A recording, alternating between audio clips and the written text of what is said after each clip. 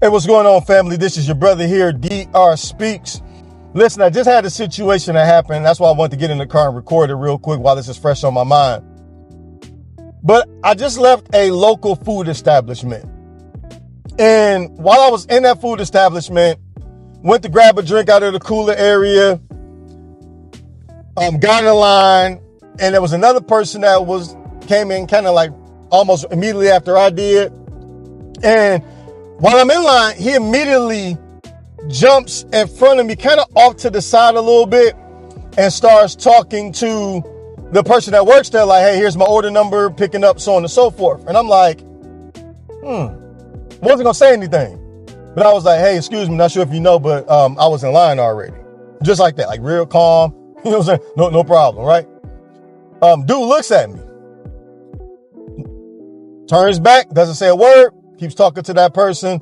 And I was like, hey, excuse me, sir, not sure if you knew, but there's a line here. I'm here to tell you right now, we don't care. Let me tell you. We don't care. And thankfully, the person that was there working was like, oh, yep, my bad. He was here. I'm going to take care of him first, talking about me, and then told that person, hey, I'll get to you, when I'm done. And it got me to thinking about something. Number one, I knew that I was not going to press that situation any farther than what I did. That was the first thing.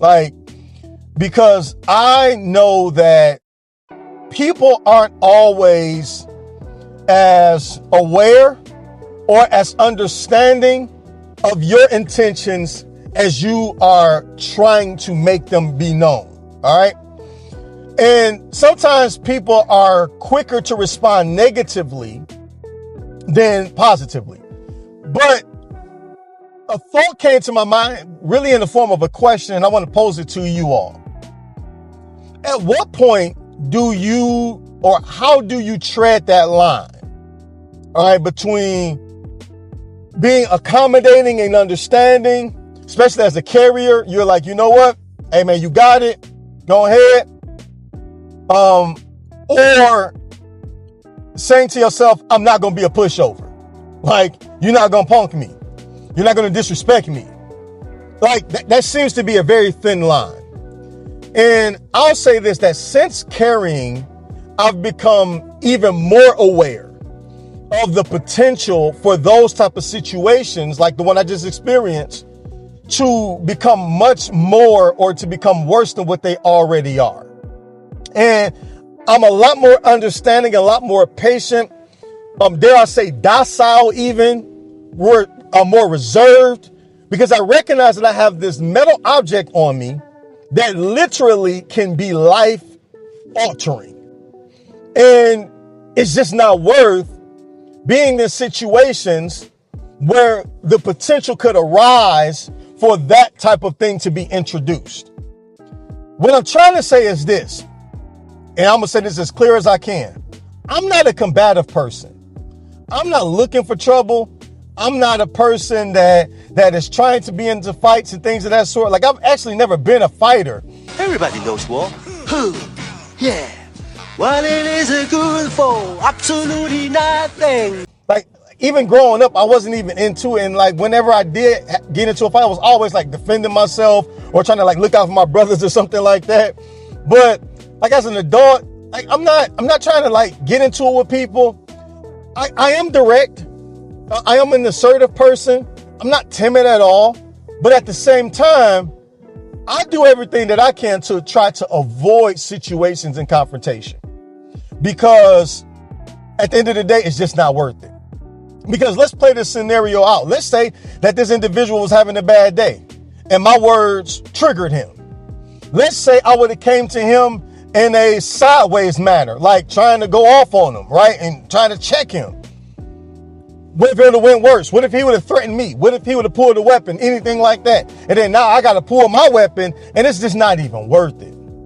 So in a lot of situations, most of the time it's like, you know what? If I am going to say anything, let me try to do it in a very polite way.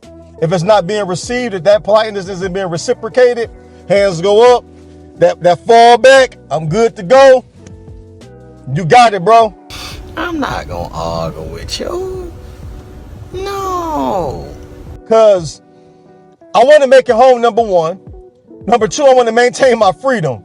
And again, it's just not worth it. People are getting into it over stupid stuff. These road rage incidents, shooting at people in the car while you're driving. Over a speed limit?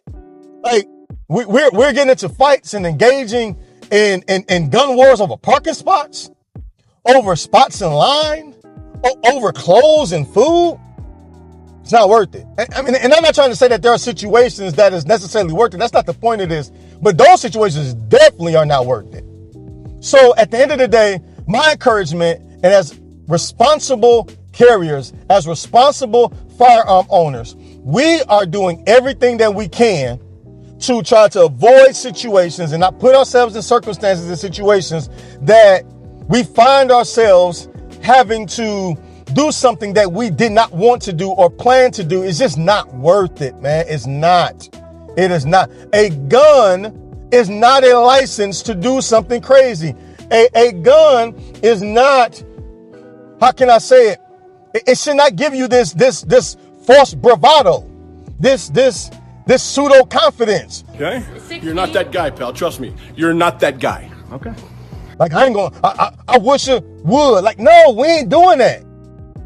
We are protectors of our families. We are protectors of ourselves. Yes. But I'm not carrying this looking for trouble. I hope that makes sense. And neither should you. And if we can avoid trouble as much as possible, that's why I don't go to certain areas no more. I'm not driving in certain, I'm not doing it because it's not worth it. Now, there's a scripture that came to my mind as soon as I got in the car. And I believe it helped me in this situation. And I believe it can help you as well. Proverbs 15:1. It says, a gentle answer turns away wrath, but a harsh word stirs up anger. Can y'all imagine if I went up to him like, hey, what up? Hey, cuz, hey, I was in line. Hey, bro. Hey. First of all, I look stupid doing that. I sound dumb. It don't even look natural on me, number one. But if I would have came at him the wrong way, I might have stirred up some anger. But I believe my gentle approach did help. Number two, verse 2 says, the tongue of the wise adorns knowledge, but the mouth of the fool gushes folly. Y'all, I'm a Bible teacher, so y'all forgive me. But here's the thing about that. Most of the times situations get bad or turn worse because we talk too much and we are misspeaking things that we don't know anything about. Like we label people and we start talking about people and you must be stupid. You ain't seen me in line. Like that's not speaking according to knowledge because we don't know what's going on with that person. We don't know what type of day they're having. All right. And so I want to adorn my speech with knowledge. And here it is. If I don't know something, I'm quiet. That's why another scripture says, study to be quiet, be slow to speak, quick to hear. All right. And then finally, I like the third verse and I'm done. It says the eyes of the Lord are everywhere, keeping watch on the evil or the wicked and the good. Here's my peace. This is the peace I have. I know that God sees everything. I know that God will take care of everything. That wickedness that's being done in the world, God sees it. But watch this. He also sees the good that I'm trying to put out in the world. And that's what I want to be remembered by. That's what I want to be known by. Not for all of you don't want to be known by what you say, especially when it's negative. You want to be known by what you do. All right. And that is hopefully something good. And that's what I'm trying to put out into this world, especially while doing videos like this. And so you all let me know what you think. Give me your comments, your feedback, your thoughts. Have you all been in situations? How do you handle them like that? But then also, if you got something out of this, do me a favor, like it, comment, and then do me a favor and subscribe as I'm trying to grow this channel. But until we meet again, you all be blessed. D.R.speaks. I'm out.